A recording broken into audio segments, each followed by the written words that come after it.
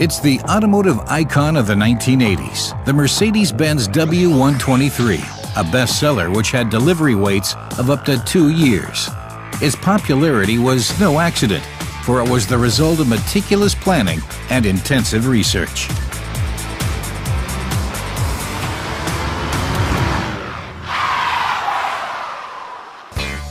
In 1976, the W123 had some tough shoes to fill.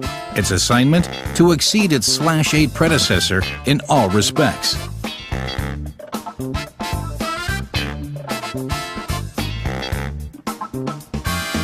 Eight years later, the time had finally come. The first W123s were delivered, and over the coming years, a total of 6.7 million were to follow.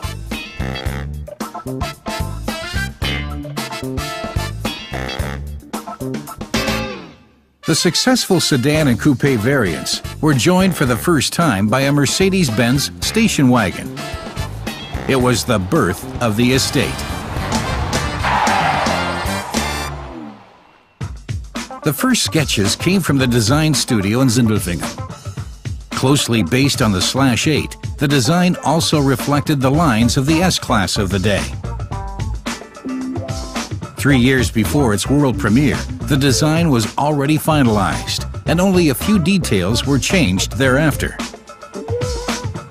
Beneath the body was a structure that really was ruggedly built. With unprecedented effort and expense, accidents were staged, reconstructed, and researched both on the road and in the lab. In developing the predecessor of the E-Class, major emphasis was placed on passive safety. Not only were there crush zones designed in to protect the occupants, numerous crash tests led to the development of a safety steering column, which, in the event of an accident, was designed to deform in a specific, predefined way to reduce the risk of occupant injury.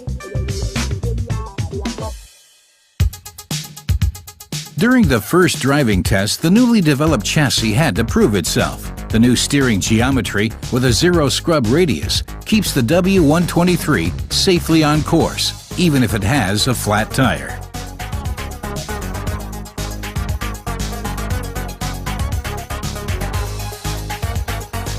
Whenever human test drivers weren't precise enough, the driver's simulator came into use.